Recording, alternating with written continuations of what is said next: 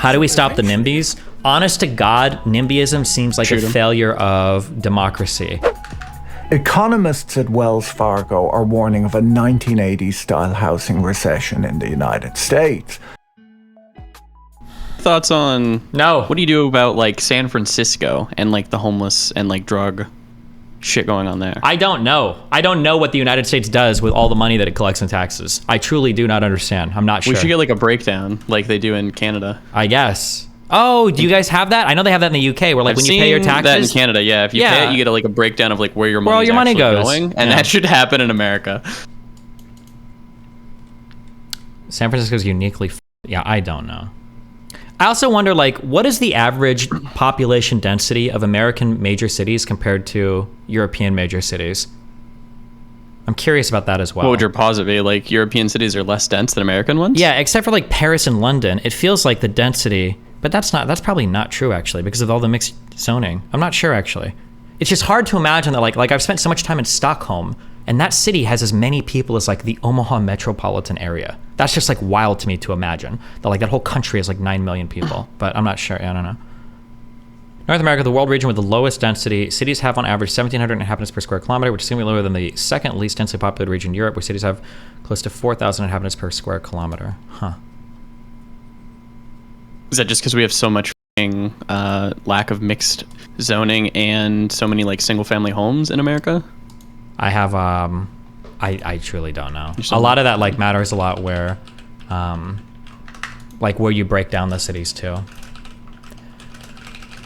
Like what you count as it, yeah. Yeah. Like, one thing that I notice when it comes to drawing stats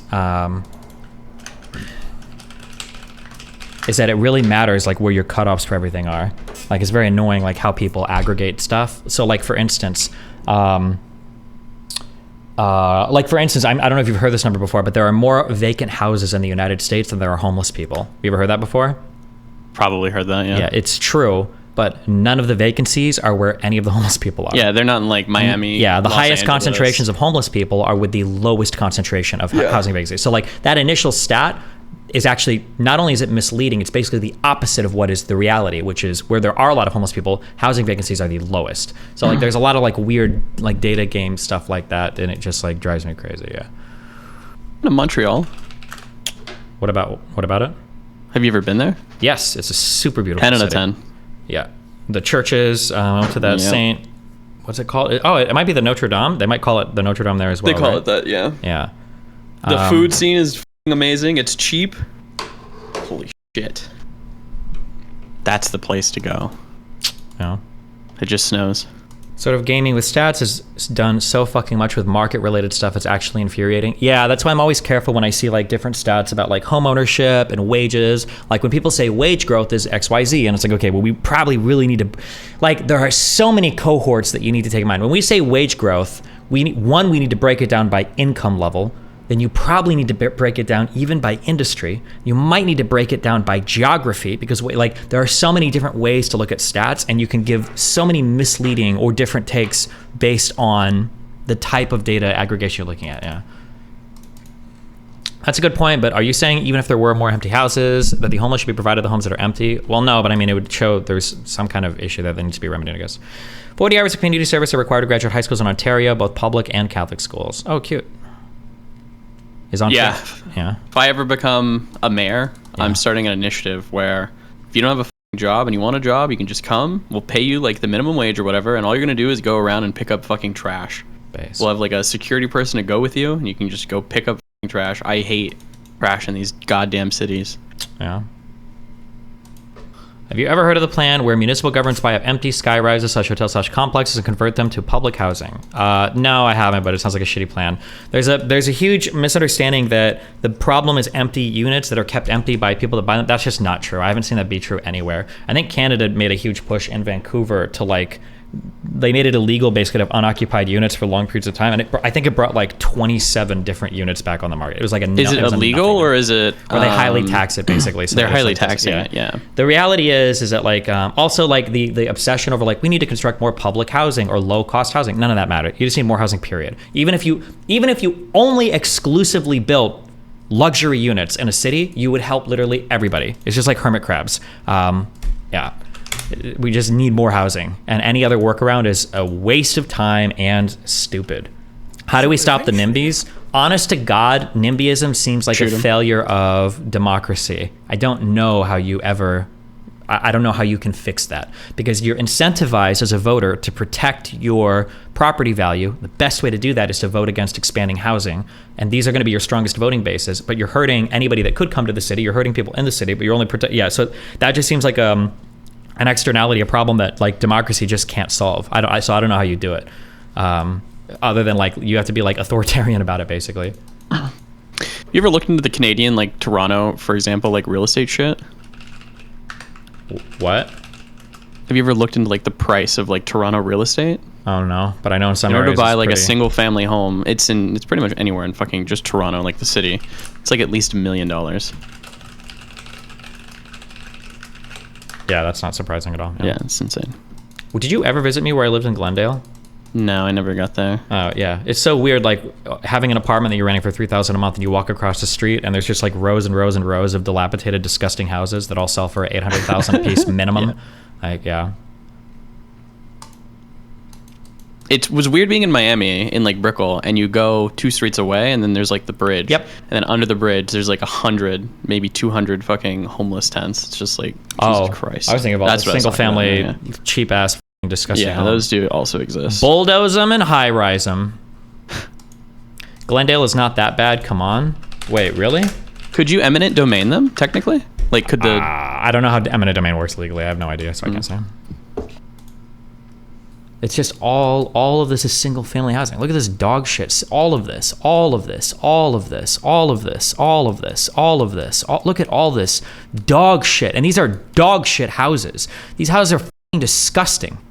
A lot of them are. Some of them aren't. It's just unbelievable. No buses, no trains, no public transport at all. No stores, no shops. Just stupid fucking shit-ass horrible houses that suck shit. What's this obsession about living in X city even if it's unaffordable? You don't see people crying about Monaco being expensive. It's some shithole. House in Toronto is $1 million and it's getting sold. Maybe it's time to get the fuck out and go somewhere cheaper. Yeah, you could, but like living in cities is fun. People like to live in cities. I mean, I agree. Like if you can't afford it, obviously you should leave. Just move. But like it should be more affordable, and it could be, but we just have problems with like high density housing. God, like imagine being in some place where these houses are selling for so much. They're not even like that good. Like, what do you think this house sells for? Somebody go Zillow this shit. It's unbelievable. What's the problem with the city building more housing? Like, why do cities not do that? Why don't they just take the deficit? Because nobody wants to vote for it. Who's this guy? What are you doing out here? Look at this fucking NIMBY fuck. Nobody wants it. They just want to keep their little houses. They want the property values to increase. They don't want to destroy the character of their neighborhoods. That's a big one. Yeah, that's a big word, yeah. Yeah.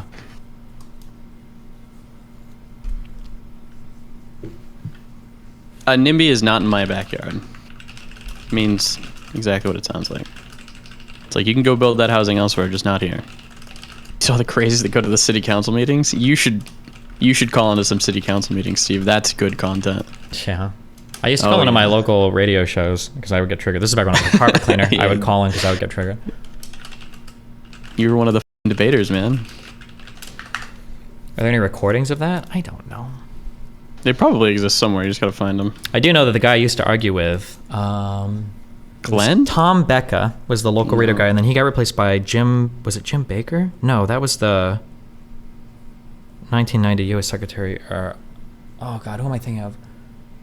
Tom Baker? Jim Baker? Was it? No.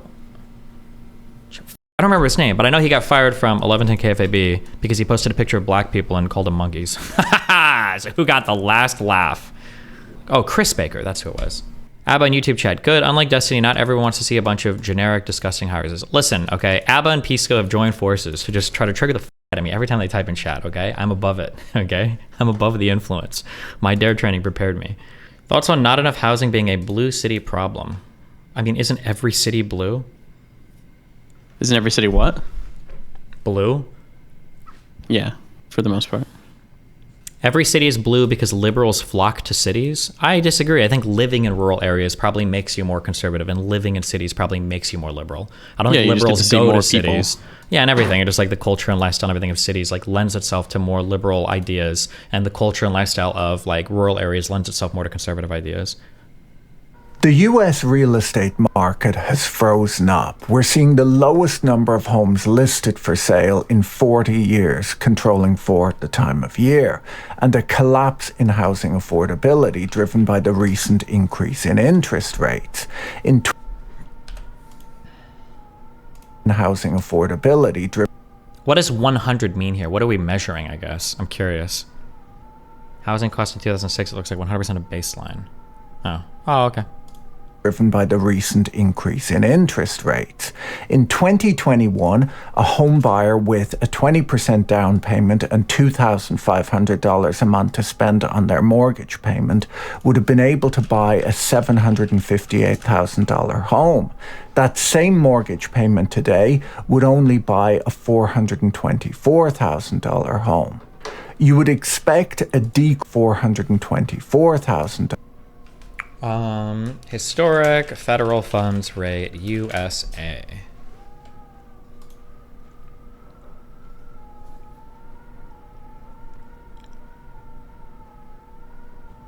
Jesus Christ. Interest rates were really this high in the 80s? Was this like the stagflation era or whatever? I don't know anything about.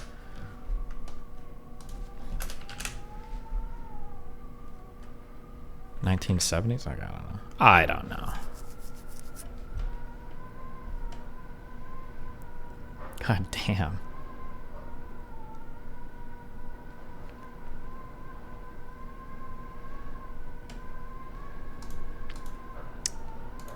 Dollar home.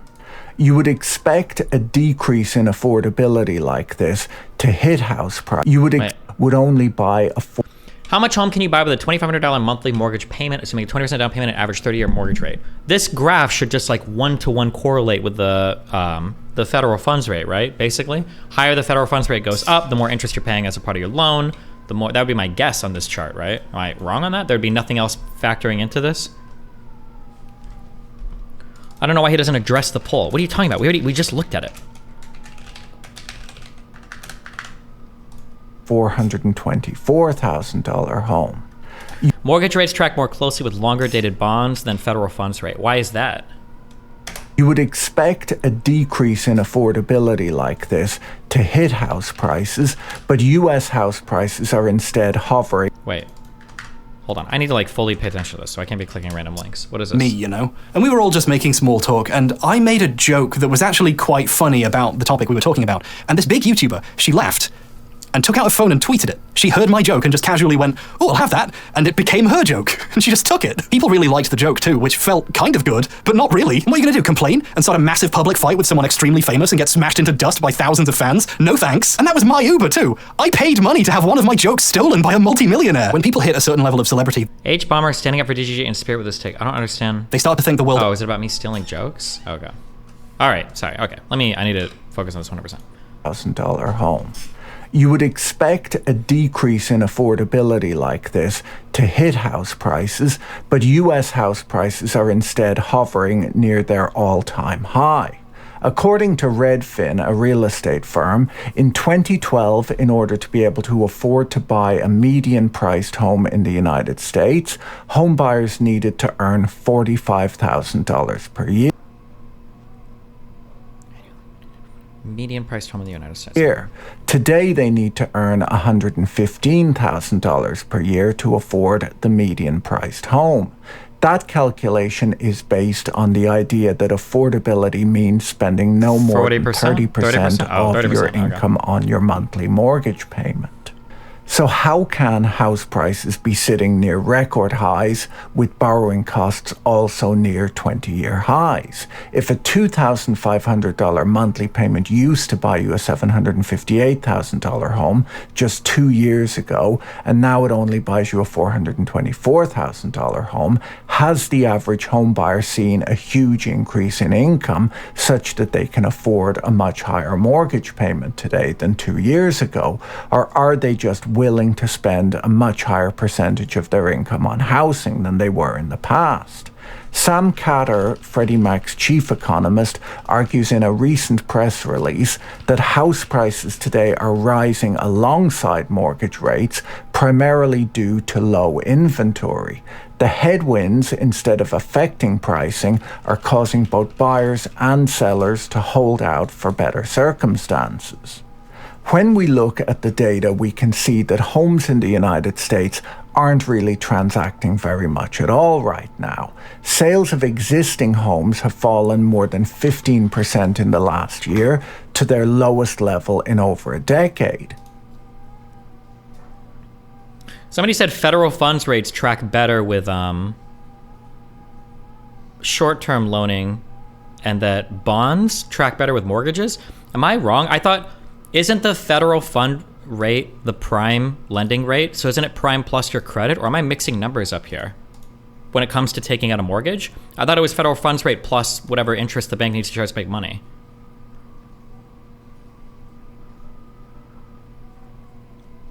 The wind is driving me nuts. Yeah, imagine being me, okay? Federal funds is an overnight borrowing rate. What is the, when people say prime plus 1, what is the prime rate? I thought that was the federal funds rate. Oh shit, hold on. What rate aligns most closely with mortgage interest rate? There are many types of bonds, but the ones that lenders focus on are mortgage-backed securities, whose rates are closely tied to those of U.S. Treasury notes or bonds, particularly the 10-year Treasury. Who just joined? That's me. Oh, if you can do this in 10 seconds, because you take so long to explain everything, okay? No, I'll do it. Yeah, go, quick. If they follow the 30-year, but they're a bit more because the risk is higher, because it's not a government, purely a government security. Okay, why is a Treasury bond tied to a mortgage interest rate? Like, what's the connection? Like, let's say I go to borrow money at a bank. How is the bank, like, how is my mortgage interest rate tied to like a Treasury bond, right? Treasury bonds are things that you buy from the Treasury, right? The U.S. Treasury. Yeah, they're auctioned by the Treasury for debt. Okay. So mortgage-backed securities, they are on a 30-year, but they're also they're backed by the government, right? Because you have a special thing in America. So they run on a secondary market basically, and that is what prices it. So between banks might sell mortgage-backed securities to each other, or someone might sell a mortgage-backed security, like you can buy one, right? A mortgage-backed security is just a you're just selling the debt of that you own of somebody else's mortgage, essentially, right? Yeah. Wait, but I'm asking, how do they connect to a Treasury bond? No, I'm saying that's what they're closely aligned with. The Treasury bond. A 30-year Treasury bond is most aligned with a mortgage because they both 30-year maturity. Okay, but that's not... I'm just trying to figure out why they're aligned. To say that, like, I understand that a mortgage-backed security is going to closely align with an interest rate for a mortgage because they're tied together. So it's like two sides of the same product, right? A mortgage, right? And somebody buying the debt for the mortgage. I'm just trying to figure out, why is a Treasury bond like tied to the... because they're basically they're a similar amount of risk, except the mortgage is higher, so it has a higher yield than the Treasury, but they trade like pretty much the same. So a Treasury might be 3% and a mortgage might be 1% over that thing at normal times, and it might fluctuate a bit, but they'll trade pretty much the same way. So if a 10-year goes from 3 to 4, a mortgage will go from, I don't know, 4 to 5. The cost of a mortgage would be the cost of a risk-free loan for that time. Treasuries plus additional rate for risk. So if you can buy a Treasury bond at 3% interest, you're not going to loan money for less than that. It's going to be the 30-year Treasury bond plus. Okay, that makes sense. They usually trade about 2% or 3% higher. Okay. All right.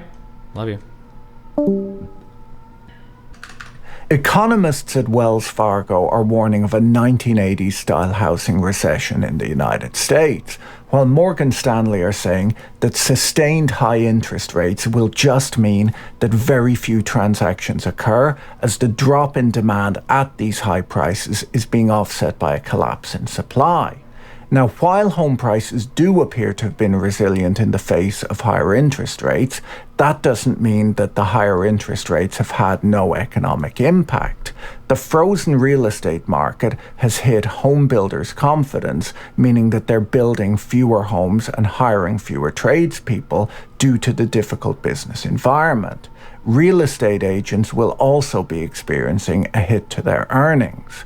When people move... Oh, sorry. Holy shit. I have to complain for a second. Okay. The nice thing about pirating stuff from torrent sites and private trackers back in the day is that you could get exactly what you wanted, exactly how you want it, perfectly. Okay? Holy fucking shit. I wanted to watch, Steins Gate last night on my TV. I have never gone through such a cluster of shit in my entire life. Oh my fucking God. I tried Netflix, where I think Google said it was on, it wasn't. Then I went to Amazon Prime. Oh, I tried YouTube, it wasn't there. I went to Amazon Prime. Amazon Prime lets you subscribe to Crunchyroll, which allows you to have access to Crunchyroll and watch the anime. So I bought Crunchyroll via Amazon Prime, and then I went to the episodes, and I noticed that they didn't have episode 1. Which then I was thinking, like, does Steins Gate do a weird thing where they start on episode 2? And I was like, no, they don't. So I was like, okay, fuck it. We'll watch episode 1 on my phone, and then we'll watch episode 2 on Amazon Prime /Crunchyroll. So we watch episode 1 on my phone, which is fine. Okay. Poverty time. Okay. Then I go to watch episode 2 on the TV, and I notice we have the sub version and the dub version. So I do the sub version, okay, because the English voice acting is not good. Fuck anybody that says differently, okay? Then I notice for the subs, there are 2 language options. Spanish and Portuguese. I look forward into future episodes and it's all Spanish or Portuguese. What the fuck? Kill me. Then I had to close out the Amazon Prime thing and then I had to buy a Hulu account for $20 a month. And that's what I found it as. Fuck me. My God. This is why we pirate shit, okay? Jesus. Home, they often buy new furniture, and the furniture retailer Restoration Hardware recently blamed the frozen housing market for a decline in sales, which led to losses in their most recent quarter. They told analysts... What are you talking about? Here's episode 1 on Crunchyroll? Yes, episode 1 is available on Crunchyroll, but episode 1 is not available on Crunchyroll through Amazon Prime. That's the issue. And then the subtitles are only available in fucking... I looked this up on Reddit afterwards, and apparently through Amazon Prime, a lot of the Crunchyroll shit is glitched or bugged. Sales, which led to losses in their most recent quarter. They told analysts that times are getting tougher and that they will have to resort to more discounting amid a frozen housing market. Other spending that typically occurs when people spruce up a house before selling it will have collapsed too. So while house prices appear strong, the broader real estate industry is suffering right now. Let's look at why house prices haven't fallen, how demographic trends are affecting affordability, how the US real estate market is different to the rest of the world, and compare the current market to the real estate market in the lead up to the global financial crisis in 2007-2008. Before digging into that, let me tell you about today's video sponsor, Incogni. I've had the same email address for more than 10 years and get quite a lot of spam. From time to time, when it gets too much, I've tried to reduce it by clicking on the unsubscribe button on the worst offenders. Unfortunately, that doesn't seem to do much to help. And I've learned that this is because there's a huge industry of data brokers who sell your contact details and all sorts of other personal information about you to whoever will pay. You have the legal right to protect your privacy by requesting that data brokers delete any information they store on you. But unfortunately, there are hundreds of data brokers and they make it incredibly tedious to get off their lists. It could take forever to get this done manually. Incogni is a service that will reach out to the hundreds of data brokers on your behalf, request your personal data be deleted, and deal with any incoming objections. With a yearly subscription, Incogni constantly tracks them to make sure that they don't re-add your data to their lists. Sign up for Incogni by going to incogni.com/Boyle or the link in the description. The first 100 people to use the code Boyle with the link below will get 60... Destiny can't relate to unaffordable housing. Schizo stream rant enters the chat. I bought my first house with my girlfriend when I was 19 years old, working at a casino. But thank you for that. Tell me more about how your life is actually way more grounded than mine was when you're probably an upper middle class spoiled rich kid, all right, whose mom and dad paid for their entire education. Please tell me more about affordable housing. % off of Incogni. The thing that's both sustaining house prices in the United States and causing the housing market to freeze up is the 30-year fixed-rate mortgage. 90% of American home buyers finance their home purchase with a 30-year fixed-rate mortgage. And when I made a video earlier this year on Britain's mortgage crisis, the comments filled up with Americans who were horrified that anyone would borrow any other way. But 30-year fixed-rate mortgages are not really available outside of the United States. In Britain and Canada and a lot of the rest of the world, mortgage interest rates are generally fixed for only a few years. That means that when rates go up, the pain of higher rates is shared more evenly between new home buyers and existing homeowners. In countries like Germany, fixed-rate mortgages are common, but borrowers can't easily refinance the way Americans can. That means new buyers are dealing with higher borrowing costs, but so are long-time owners who bought back when rates were higher than they are today. In the US, because the interest rate is fixed, homeowners get to lock in their monthly loan payments for 30 years, even if inflation or interest rates rise. On top of that, because most US mortgages can be paid off early with no penalty, homeowners can refinance at a lower interest rate if rates decline. What has happened in the US real estate market is that homeowners with an outstanding mortgage are disincentivized from moving house, as selling their house would mean giving up the low interest rate loan. And then something that I was actually curious about is not what is the relationship of current interest rates to home ownership, but what is the relationship of current interest rates when compared to like prior interest rates, right? Because like if interest rates end up increasing, but they were dramatically lower for a long time, right? I wonder if the difference between the increase and how fast it happens can dramatically influence people being willing to sell their homes. Because obviously, like, especially if you bought a house like 3 years ago and you're locked in at like 4.25%, and now rates are like 7 or 8% plus, why the fuck would you sell your home? Even if you wanted to move, why the fuck would you sell your home, right? You probably feel like an idiot, yeah. Taking a new loan at a much higher interest rate to buy a new home. Unless your financial situation has improved significantly since your last home purchase, this is a bit of a non-starter. During the pandemic, interest rates hit historic lows, and Americans who were working from home at the time had plenty of time to refinance their mortgage. While US mortgage rates are at 7.1% based on Bank of America's website this morning, the average American homeowner is only paying 3.6% on their mortgage, as most borrowers refinanced near the pandemic lows. According to Morgan Stanley, only 2 to 3% of outstanding mortgages have interest rates in the 7 to 8% range, so most American homeowners are doing just fine. The 30-year fixed-rate mortgage in the United States came about because of government interference in markets during the Great Depression, when nearly 10% of US homes were in foreclosure. The government created the Homeowners Loan Corporation, which issued government-guaranteed bonds to buy up defaulted mortgages and then reissue them as fixed-rate long-term loans. The HOLC gave way to Fannie Mae and Freddie Mac, private companies whose implicit backing by the government became explicit after they were taken into federal conservatorship when the housing bubble burst in 2007. What is this graph? This guy said, the average American has experienced zero change in mortgage payments because they have fixed rates and most mortgages were originated before 2022. This person says, probably fair to actually take this even further and say the average homeowner has experienced a decrease in mortgage costs since the pandemic. Percent of closed-end first lien mortgage outstanding by interest rate. Percent of closed-end first lien mortgages outstanding by interest rate. Percent of closed-end first... Oh, this here signifies a refi, right? Down here. That's why it increased so much. Wait, so here's a real ass question.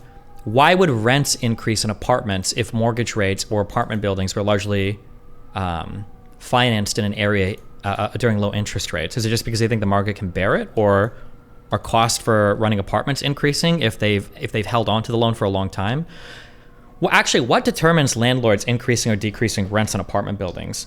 Is it just what the market can bear, or is it just, are there other factors that go into this?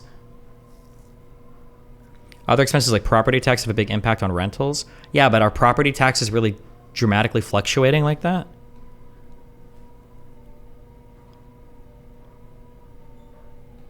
Commercial real estate doesn't work with the same fixed rate mortgages that single family homes do. Well, there's no way they're variable rate mortgages, right? Can you please break this down for us idiots who don't know what we're looking at? This is of all the mortgages that existed in 2013, we can see that 30% of them were over 6%.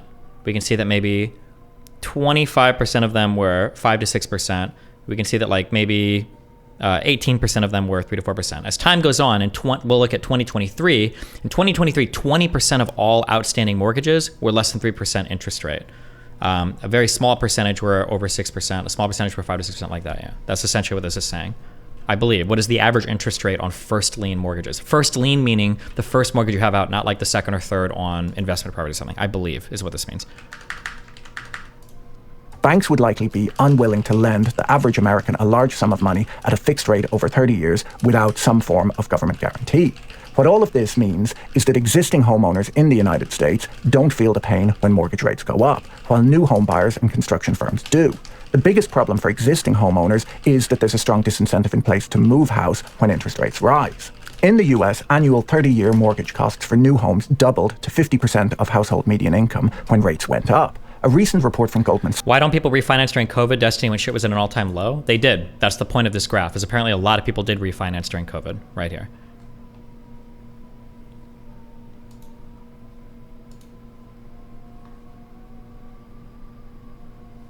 Sorry, okay. Move house when interest rates rise. In the US, annual 30-year mortgage costs for new homes doubled to 50% of household median income when rates went up. A recent report from Goldman Sachs says that home buyers who have bought in this new interest rate environment are stretching themselves on mortgage payments relative to their income. I spoke with a US real estate agent a few weeks ago who told me that borrowers are taking on bigger payments than they're comfortable with in the hope that interest rates fall in the coming years so that they can refinance at a better interest rate when that hopefully happens. That strikes me as a risky bet. Now, obviously, if you want to sell your house and it's entirely unaffordable to most buyers, you will need to reduce the price until someone can afford it. So what are the supply constraints that are keeping home prices so high? Well, the first supply constraint is that many homeowners who might want to move house have locked in a good rate on their existing home and are reluctant to sell it and then take on a higher mortgage rate on the new home. This is providing a floor on prices. There are, of course, some home sales happening, but these might be people who have inherited a home and want the cash, people who just have to move for work reasons, or people who own their homes outright with no mortgage and bought them many years ago at a much lower price. Almost 40% of US homeowners do own their homes outright. Many of That's an insanely high number. Lower price. Jesus. I would have never expected that to be that high. Percentage of Americans that own a home with no mortgage, I would have ballparked that at 10 to 15%, and afraid I shot too high. Almost 40% of Americans that own their homes aren't making mortgage payments on it. Jeez. Okay. Probably because of older people. Yeah, obviously you're right. Yeah. Damn. 40% of US homeowners do own their homes outright, many of whom are baby boomers who bought in the 1980s and 90s at much lower prices. Sure. And they're quite happy with the prices they're getting when they sell today. Jesus. The second supply constraint Fucking is demographics. boomers. According to Jim Egan at Morgan Stanley, between 1980 and 2012, the percentage of homes owned by those over the age of 65 held steadily at around 25%. Since 2012, the percentage of homes owned by this age cohort began rising and has rocketed to 33%. This is partially explained by the size of the baby boomer demographic, but there's much more of a trend of aging in place amongst this group, which has meant that there are fewer homes coming on the market from people who Oh, that's true too. If you're a Gen Zer or even a millennial and you're waiting for homes, just a few more years when all those boomers start dying off, whew, the housing market is going to be flooded with homes, boys. Higher. Another big supply constraint can be seen in this chart of housing starts from 1960 to present. There was a big drop in the number of houses being built in the wake of the global financial crisis. Building had only reached its old level when the pandemic struck. During the pandemic, fewer homes were built, and we saw lumber prices rocket due to supply chain disruptions, which restrained the construction of new homes too. This chart of home builder confidence shows a decline in confidence occurring as the Fed started raising rates last year. Builders became cautious of being stocked with inventory when affordability was declining. Home builder confidence will need to grow before housing starts increase. Household formation is a statistic which refers to the change in the number of households, or people living under one roof, from one year to the next. Young people moving out of their parents' homes, people getting married or divorced, all affect this number. It's the means by which population growth is transformed into new demand for housing. When we compare these lulls in home construction to household formation statistics in the United States, you can really see the scale of the problem. The number of households has been steadily growing, while the number of homes being built has failed to keep up. We can see that the supply of housing is tightening by looking at rental and homeowner vacancy rates and how they've declined since the global financial crisis. When we look at any rent versus buy calculations right now, it's considerably cheaper to rent in the United States than it is to buy, and it's difficult to imagine house prices rising significantly from their current levels when affordability is sitting at a historic low. James McIntosh wrote an excellent piece in the Wall Street Journal a few months ago about the fact that a lot of US homeowners with 30-year fixed-rate mortgages are sitting on big mark-to-market gains on their mortgages. If you borrowed $500,000 to buy a house at 3% interest for 30 years, and then mortgage rates went up to 8%, that mortgage is now arguably worth just $287,000, meaning that your net worth increased by $223,000. McIntosh argues that using this logic, well over $1 trillion in wealth has been transferred from banks and bondholders to borrowers as rates have soared. A gain in wealth that McIntosh points out has been widely ignored by the beneficiaries. There are ways that homeowners can make the most of the situation they found themselves in without being stuck in a home when they want to move. Can you replay that? It sounded fishy 20 seconds ago. Wait, what? $123,000. McIntosh argues if you borrowed $500,000 to buy a house at 3% interest for 30 years, and then mortgage rates went up to 8%, that mortgage is now arguably worth just $287,000, meaning that your net worth increased by $223,000. McIntosh argues that using this logic, well over $1 trillion in wealth has been transferred from banks and bondholders to borrowers as rates have soared. Are you one of those people? Do you have a fixed rate mortgage? My house in Omaha, yeah, but it's like a $150,000 house. I'm not like making millions on it. A gain in wealth that McIntosh points out has been widely ignored by the beneficiaries. There are ways that homeowners can make the most of the situation they found themselves in without being stuck in a home when they want to move. Porting a mortgage, which involves transferring an existing loan to... some mortgages are assumable, meaning you can sell the mortgage or the loan to somebody else. I don't know how you do that, though.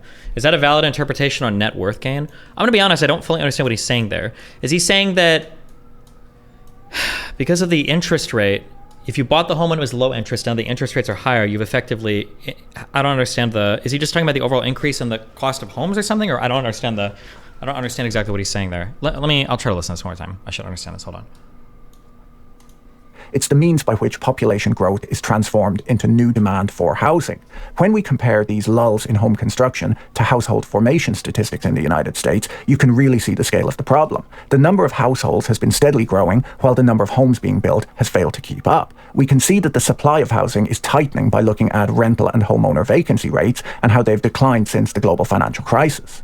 When we look at any rent versus buy calculations right now, it's considerably cheaper to rent in the United States than it is to buy, and it's difficult to imagine house prices rising significantly from their current levels when affordability is sitting at a historic low.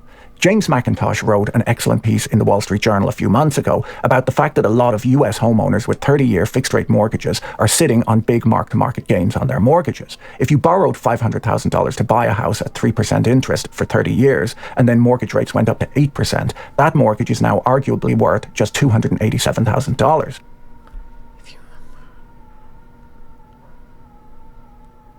What mortgage is worth $287,000? Meaning that your net worth increased by $223,000.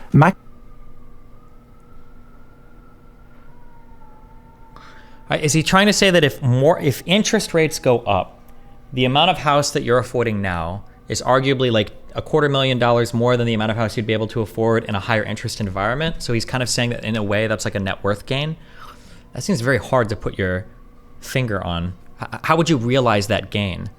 Like let's say we agree with them. Okay, that's a gain. How do you realize that gain? Because when you go to sell your home, it's not like you can just mark it as higher now that interest rates are higher now. Here is the explanation. Whew, oh boy.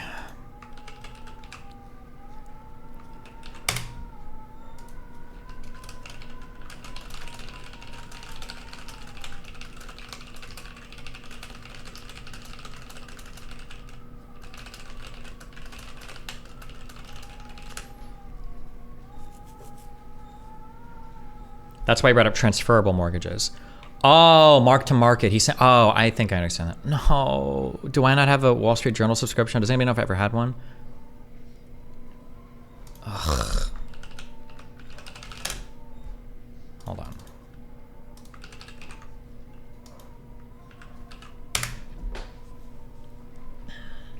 It's time to look more favorably on your mortgage. The leap in interest rates of the past 2 years means that an old fixed-rate loan should be thought of as one of your most valuable assets rather than a deadweight loss you have to pay the bank every month. Getting one's head around the idea that money you owe to someone else is an asset is hard. And sure, you still owe them money, but apply the logic used in the market and there's been a transfer of well over $1 trillion in wealth from banks and bondholders to borrowers as rates have soared, a gain in wealth widely ignored by the beneficiaries. This isn't just about Thanking your lucky stars that you locked in a mortgage before rates jumped from record lows below 3% at the end of 22 to the current level near 8%. In a world without financial frictions, the average borrower would see that they were tens of thousands of dollars richer as a result. Those who secured a sub 3% rate for the full 30 years on an average-sized mortgage were more than $100,000 better off. The problem in the real world, the wealth gain doesn't show up anywhere. That's already changed the behavior of homeowners who cling to homes they would otherwise sell in order to keep the mortgage. It also means it makes sense to keep both debt and savings for financial, not just for tax reasons, because the savings earn more than you pay on the mortgage. This matters because of how it makes us think. Instead of feeling richer, we just feel thankful that we refinanced back when times were good. This has implications for the economy as well as for your personal finances. To understand why a mortgage can be thought of as having any value, consider the value to the lender. Mortgages are typically wrapped up together and sold.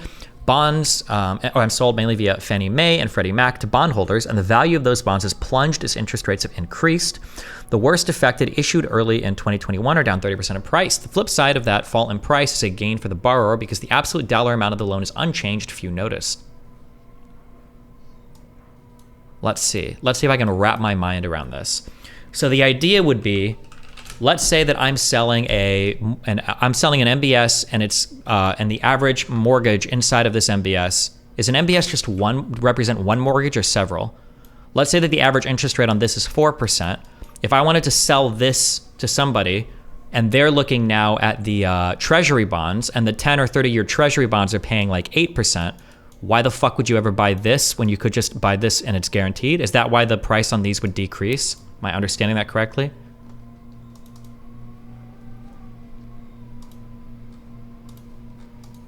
Yes. Okay. Gotcha. Also, the MBS, a mortgage-backed security, only is represented by the value of the outstanding debt and the interest rate on the debt, correct? And MBS doesn't correlate with or track the underlying value of the asset at all, right? If housing prices increase or decrease, that theoretically shouldn't affect the MBS unless people are defaulting on their loans or something like that, right? I believe.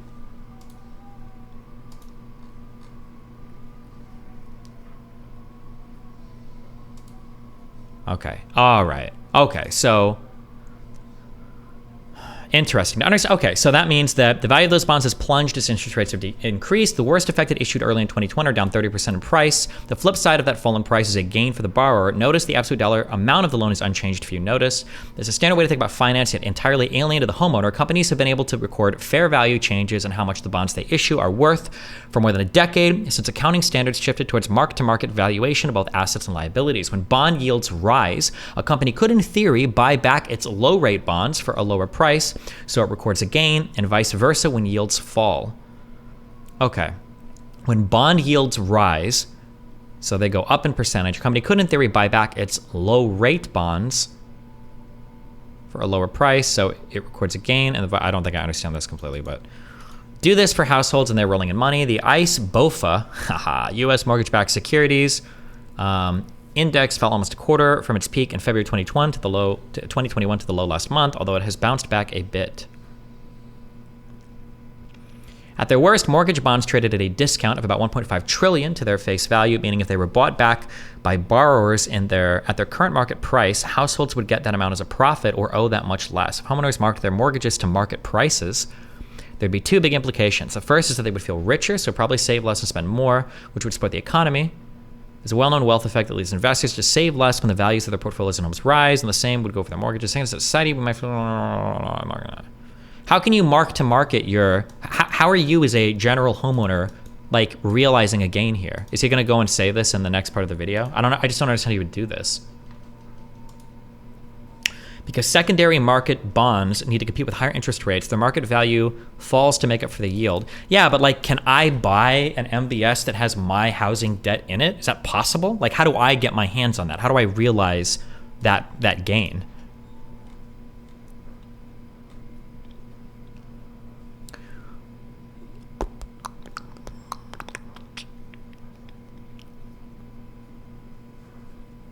In theory, through refinancing? In theory, through refinancing. How do you gain on that? I don't understand.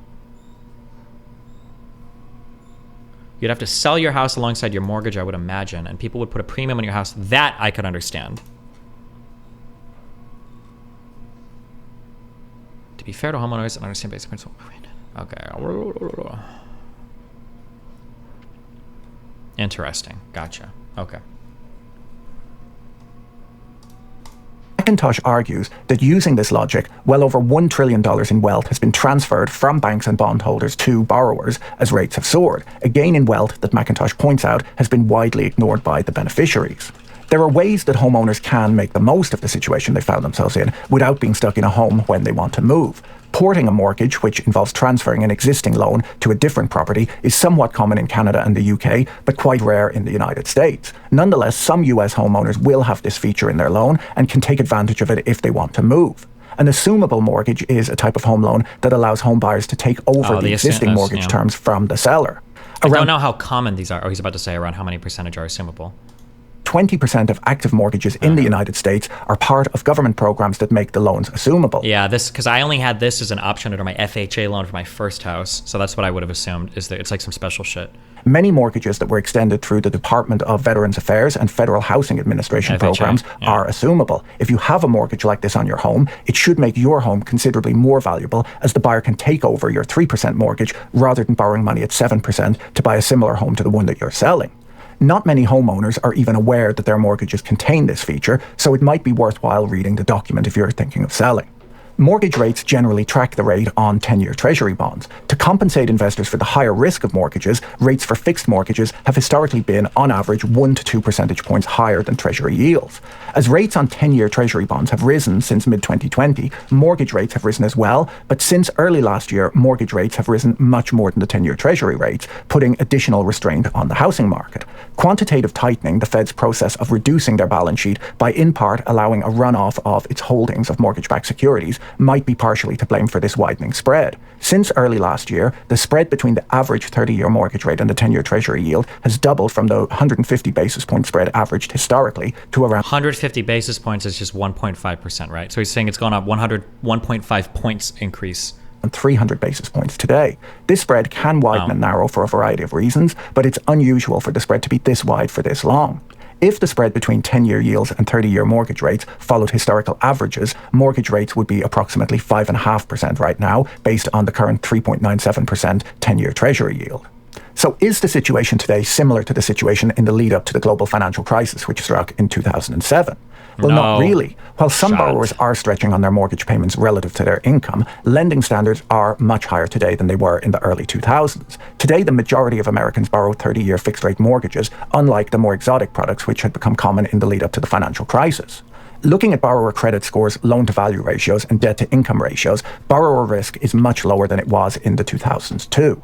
In the wake of the global financial crisis, the Making Home Affordable program was rolled out in 2009 to help financially struggling homeowners avoid foreclosure by modifying loans to a level that was affordable for borrowers and sustainable over the long term. Banks today are better at dealing with distressed borrowers than they were in 2008 and are quicker to modify loans for borrowers who are struggling rather than foreclosing on their homes. Thus, we're unlikely to see the high foreclosure rates we saw in the global financial crisis, even if borrowers start to find themselves in distress.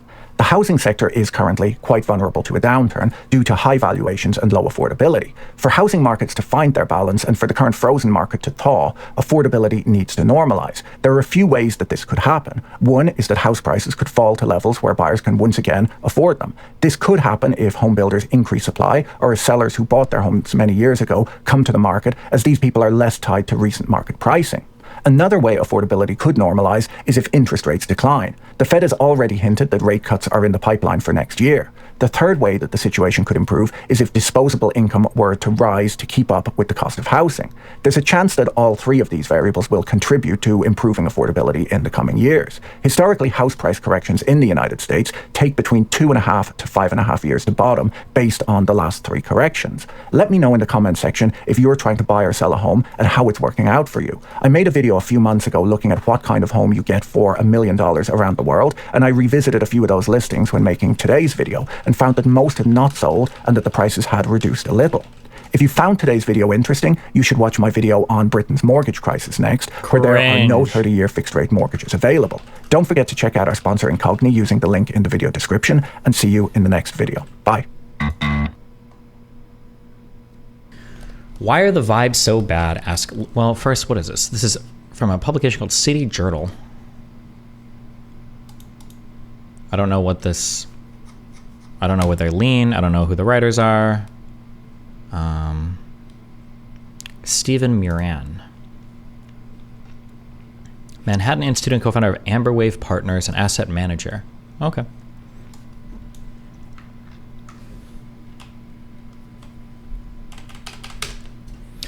Why are the vibes so bad? Ask legions of commentators, noting the disconnect between polling on the economy and top-level economic indicators. The unemployment rate is within spitting distance of 60-year lows, and measured inflation has dropped from a punishingly high 6% rate to a lower, though still too high, 3.2%. And yet, citizens are unhappy with the economy. According to a New York Times Siena poll, 81% of registered voters described the condition of the economy as fair or poor, and only 19% called it good or excellent. Another poll, conducted by the Financial Times and the University of Michigan, found that a majority of voters said that they are worse off under President Biden than they were before, and only 14% said that they're better off. By a 59% to 37% margin, the Times Siena poll found voters trusting Donald Trump more than President Biden on the economy.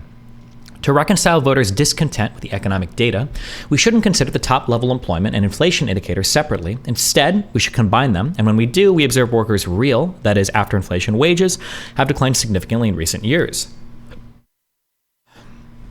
Some commentators argue that real wages are rising, but these claims are based on the popular average hourly earnings measure from the Bureau of Labor Statistics' current employment statistics. Average hourly earnings is a less useful indicator now because of large workforce composition changes. During the pandemic, the economy shed large numbers of low-paying service jobs, for instance in leisure and hospitality, which pushed the average wage in the economy higher.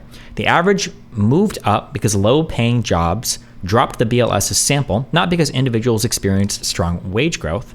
The effect reversed as the economy began adding those low-paying service jobs back, which pushed average hourly earnings down. Those composition effects linger today, as the economy is still short 560,000 leisure and hospitality jobs, adjusting for labor force growth, relative to pre-pandemic levels, due largely to firms' difficulty finding workers. Hey, Destiny, did you see John over last night on Musk? Fuentes got an honorable mention. Nope.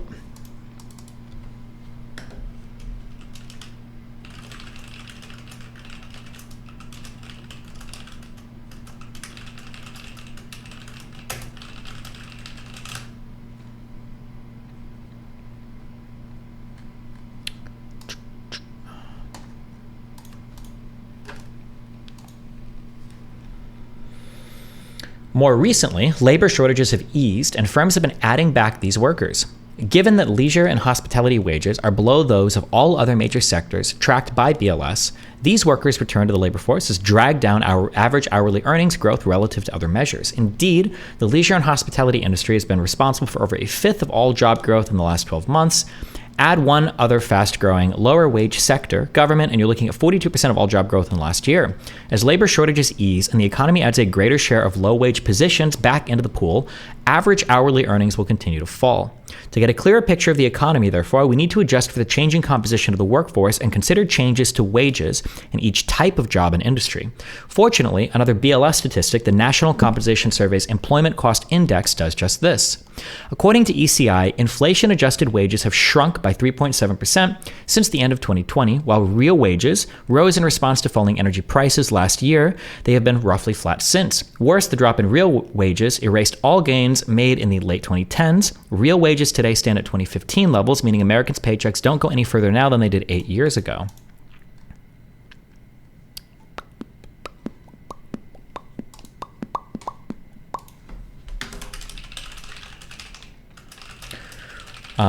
Moreover, for many Americans, the most salient life milestones are now out of reach.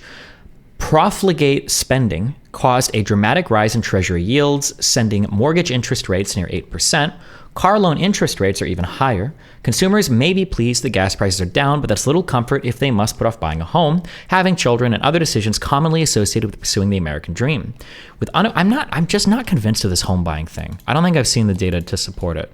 But with unemployment still very low, most Americans who want a job have one, but they can't afford the traditional lifestyle accomplishments of owning a house and a car. What could turn it all around? A massive jolt of productivity growth would solve many problems, boosting real wages and exerting downward pressure on prices. Unfortunately, given the raft of new regulations that further hamper the supply side, that looks unlikely.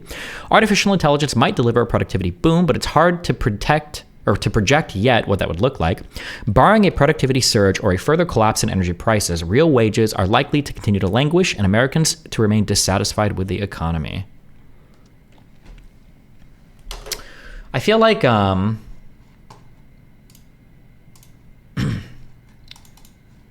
something that I wonder is economics is, of all the soft sciences, economics is hold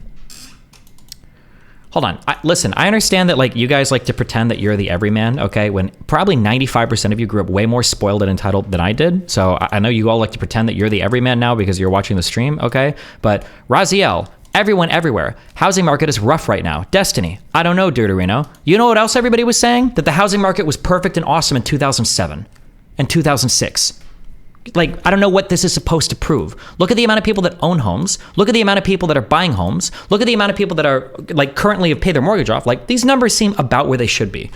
Like, it's hard to tell, like, is the housing market in a bad place, or are people ass mad when prices get higher, but they were like super happy when prices are lower, so the sentiment just changes accordingly. It's a hard thing to measure. And you raging in chat going like, oh, well, you just don't know. Like, you have to link something more than whatever you got from your like mom and dad. Like, ugh.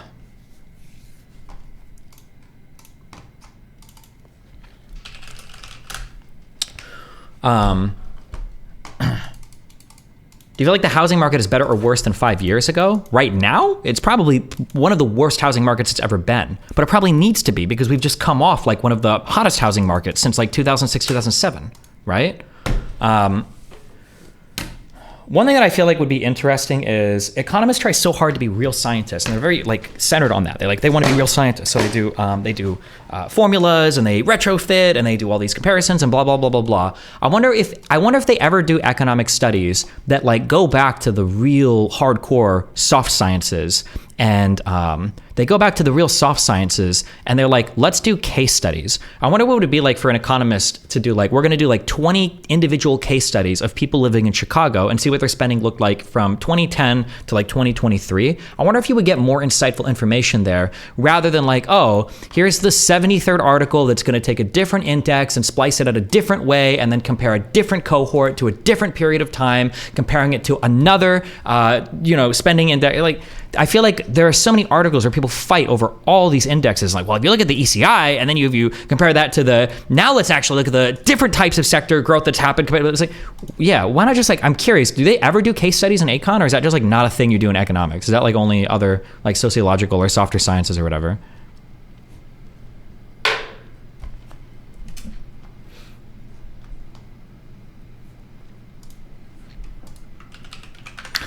Home price to income ratio is an all-time high. Wouldn't that mean things are kind of fucked? Yeah, kind of, sure. But things also just came from like unbelievable lows, right? This is the problem, is people will live in an ultra hot housing market for however long, and then as soon as things get like rough, because you have to balance it out. You can't run your housing market like at this temperature of the surface of the sun for decades and decades, and then as soon as it switches, people are like, oh my God, everything's unaffordable, we can't afford it. I was like, really, are you sure? Like, the share of Americans with ultra low interest mortgages today, I think, is higher than it has ever been in US history. Are new home buyers in kind of a tight spot? Yeah, sure, but you're not feeling that if you bought a house in like 2020.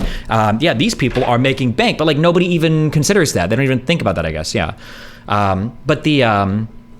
It's obviously this is hard to measure for a variety of reasons. And then if you're a renter, you might just feel fucked like regardless, because you don't get to take advantage of low interest rates. Like, renters don't get to refinance.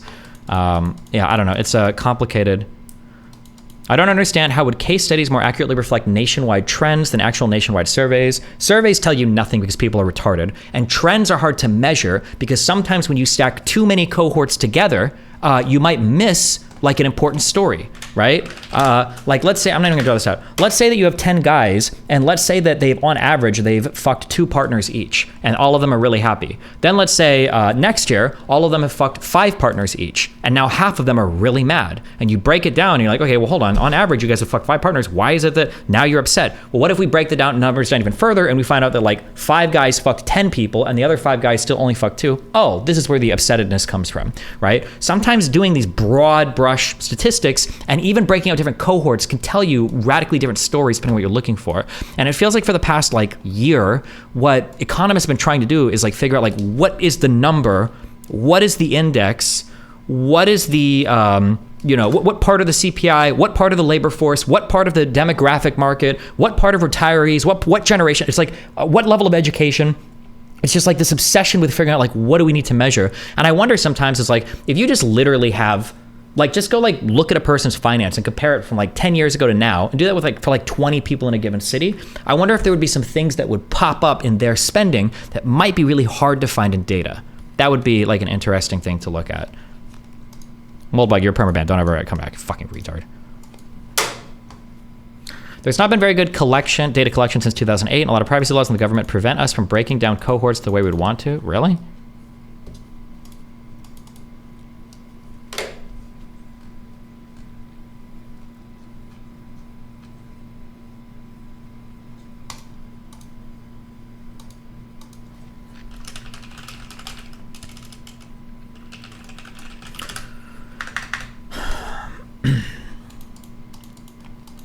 Hey Destiny, I don't want to trigger you, but I don't get what you don't understand. The housing market is frozen. Why are people feeling like the economy is fucked?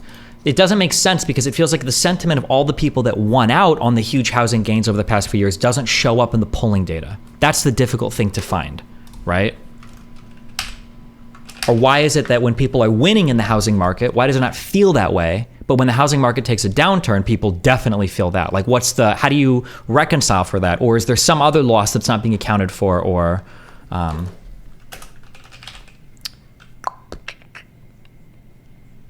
fuck, what was the stat that I saw?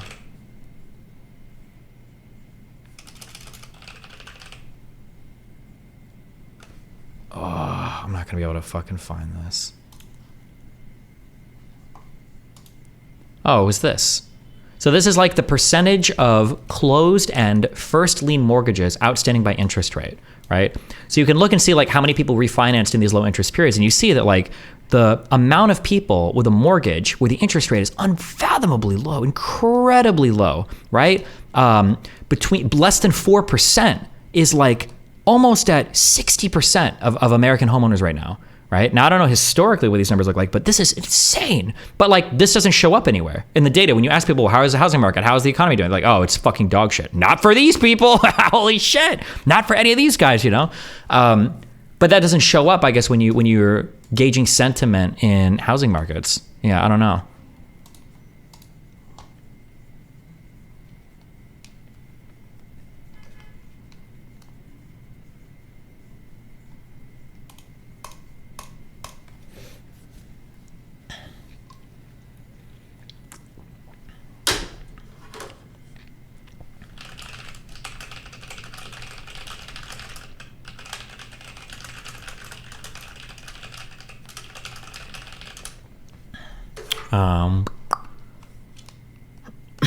Yeah, I don't know.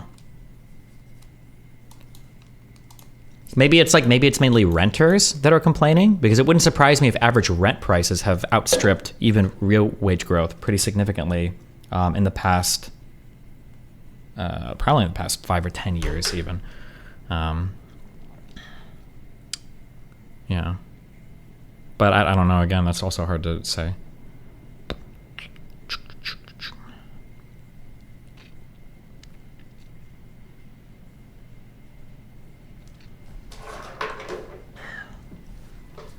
Because I don't know, because rent prices are probably rising fastest in areas where wages are also rising fastest too, but I don't know how you would break out those wages to even tell. I'm not sure. I have no idea.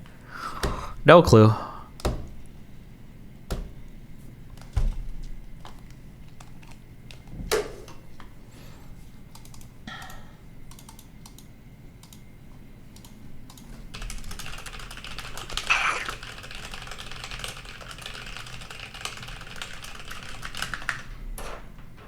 Came out to the new Jubilee capitalism versus socialism video. That sounds boring as fuck. You cannot Hannah, say. Hannah, I don't want to argue. You do want to argue. You wanted to make your point, so let me make it back. Hannah, and then you're going to try to say it's too spicy for me. No, I got you. Women are empowered in a communist society. Jesus Christ. Average cost of homeowners insurance in 2023.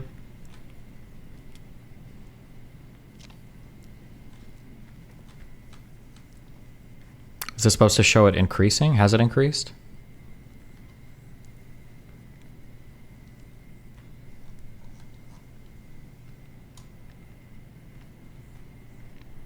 JF still thinks you're a Jew?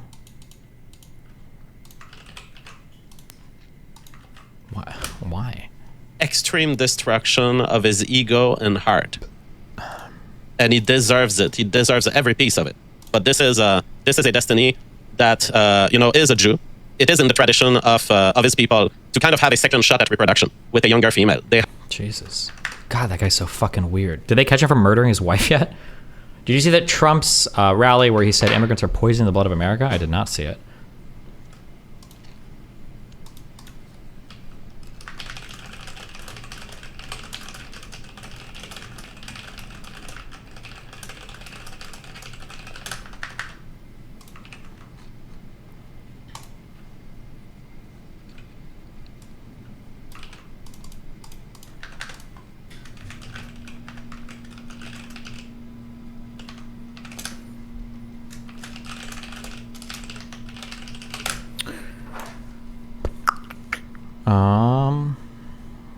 Hold on, what is this?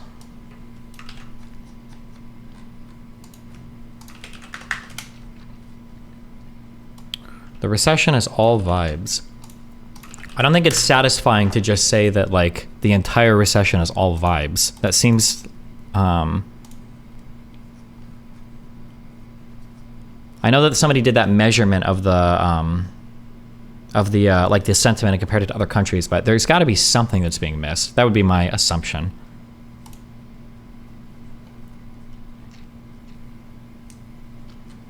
Wage growth is outpacing rent growth again. There's a significant, this was September 19th, this was like a month ago. Significant plot shift occurring in the US rental housing market. Wages are outpacing rents again by a widening margin.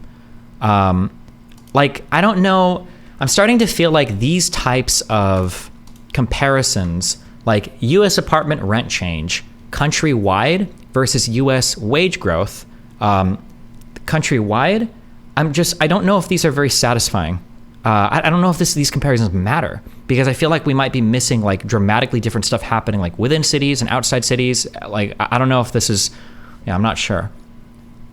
I'm not sure.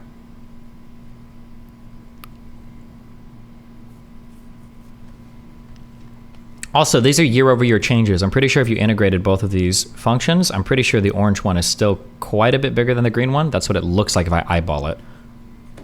But Destiny, I don't understand why you think the economy is doing well. Oh, Peter Schiff. Give us the hard and harsh truth about our struggling economy under the Biden regime. Chief economist and global strategist, also the founder of Schiff Gold, our pal, Peter Schiff. Oh, Schiff Gold. Oh, precious metals. Yes. In the program.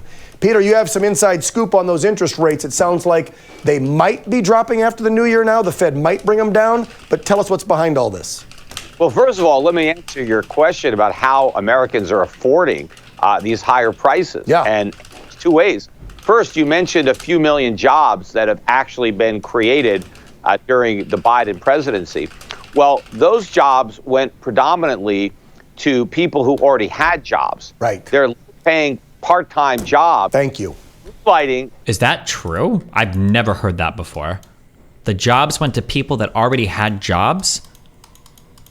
Our unemployment is unbelievably low. Pretty sure our labor force participation is really high. We're struggling to find more workers. I don't know. It'd be interesting if he would cite like a stat or a number to back that up. Anytime people talk like this and I don't see a graph or a stat or a citation to the Bureau of Labor Statistics or something, like give me some kind of information on this, but is at a record high in America. So people are paying these higher prices by taking on second and third jobs and giving up their leisure. I'm done. This is retarded. I don't know who this guy is. Is he? I feel like I've heard the name before. Is he just like a memer or whatever? Is he like a political dude? Is this the Peter Schiff guy or is this the Peter Schiff guy?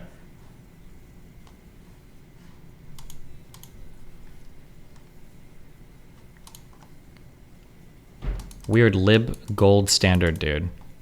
Oh, okay. Yeah, he sounds retarded. I'm good. I'm good on that.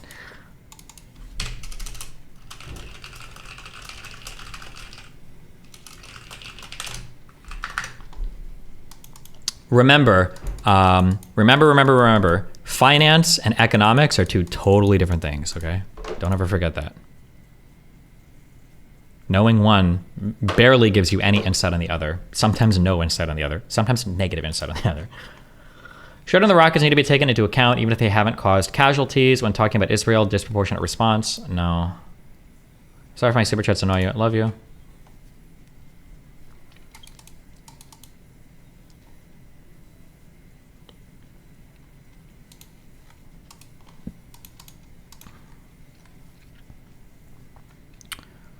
Would you debate Cenk again sometime? Yeah, if you wanted to. Yeah, of course.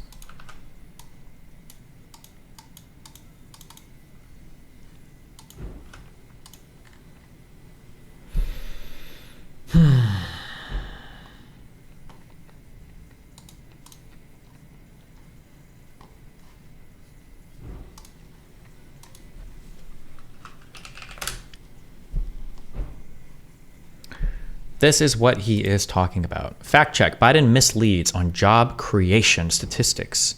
Budget.house.gov. Damn, who's the head of this right now?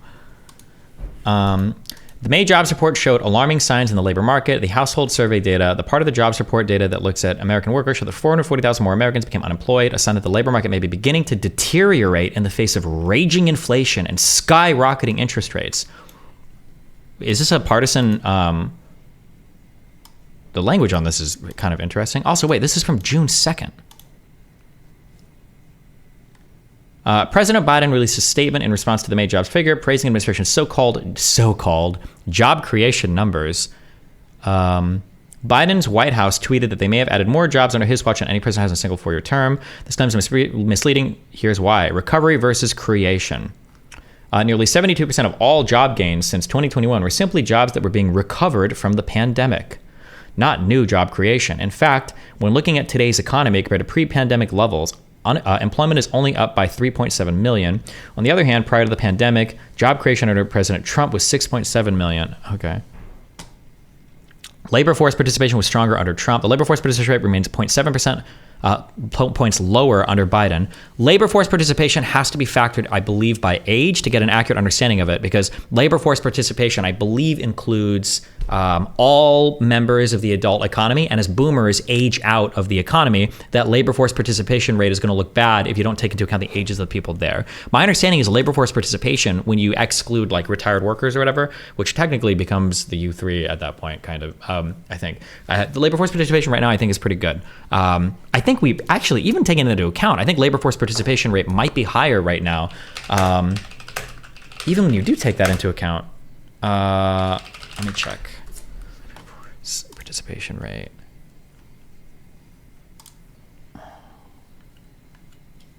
The pre-pandemic levels? I don't remember. Hold on, let me check. Ugh, gross. Oh, prime age labor force participation rate. That might be what they call it here. A lot of these are cutting off at 2020, which was pandemic, but... Oh, wait. Oh, the St. Louis Fed Reserve. This is what we should be like right now.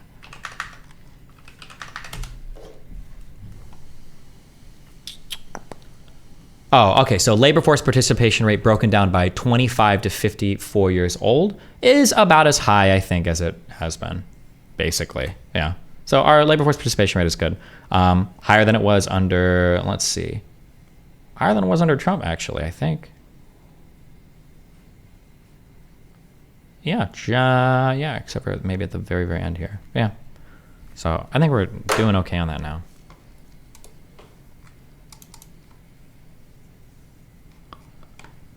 This is the non-age factored one. Yeah, non-age factored is going to be rough because labor force participation is going to take into account retired workers, I believe, as well, older workers. So as your boomers begin to drop out of participating in the economy and they make up a larger share of your overall population, you're never going to get back to this labor force participation rate until I think they all die off, basically.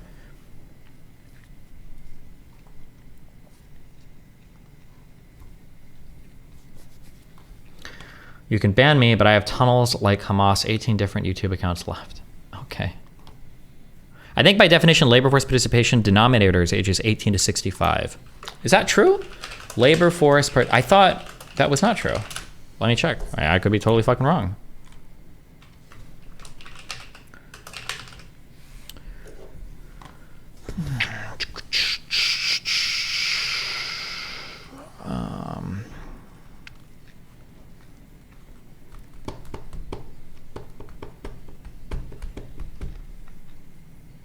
Oh, the Bureau of Labor Statistics defines the labor force as included are persons 16 years of age and older residing in the 50 states and the District of Columbia who are not inmates of institutions and who are not active duty in the armed forces. I think they include all ages. I believe so. Somebody can correct me on that if I'm wrong. But so like your labor force participation rate is going to include people I think that are like, I think 90 that don't work anymore. This is why you might want to break it down by age sometimes because it's misleading when the when you've got a lot of people aging out, kind of, I believe that's the case. Again, if I'm wrong, feel free to correct me.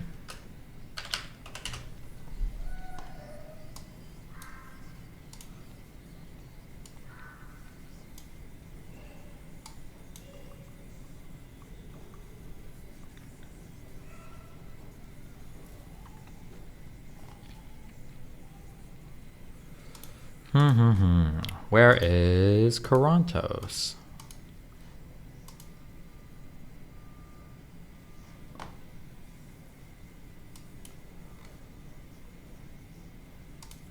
My top liver, why am I not getting responded to? Am I muted?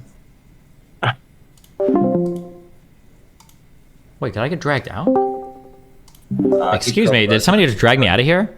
It's not even a Game of Thrones city, nigga. It's a tradition. What did you just call me? Okay. Maybe I clicked something on accident. Why does nobody talk about interest rate under Trump? Yeah, I don't know. Interest rates are pretty low under Trump, but they actually did bump the rate a few times. I've gotten away with saying that they hadn't because I didn't realize they had towards the end of his administration. Literally not a single fucking person has ever corrected me on that. I don't know why. Let's see. Federal Reserve interest rates, historic.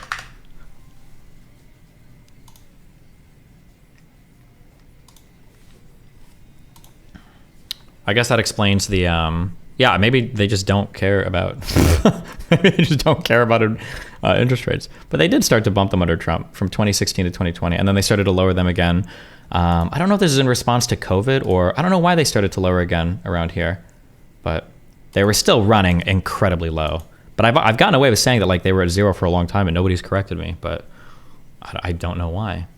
Destiny should pull a gun on his audience and extort further donations.